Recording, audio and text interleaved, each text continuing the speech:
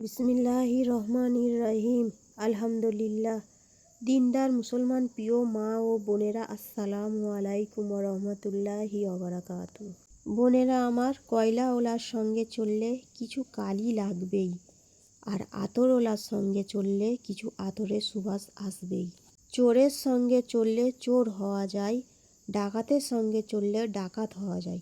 ঠিক একজন খাঁটি মুসলমানের সঙ্গে চললে, দিলের মোহাব্বত মিলাইয়ে তার পরামর্শ অনুযায়ী চললে আল্লাহর ফজলে মুসলমান হওয়া যায়।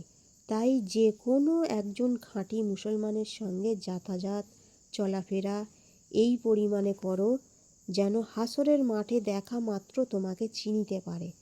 আসল মকসুদ হলো পাপের থেকে ফিরে নেকের কাজ করা। অন্তরকে নরম করে চোখের পানি নিয়ে কবরে যা। ভিডিওটি ভালো লাগলে লাইক, শেয়ার এবং চ্যানেলটিকে সাবস্ক্রাইব করবেন। আর কিছু ভুল থাকলে কমেন্টে অবশ্যই জানাবেন। আমিন।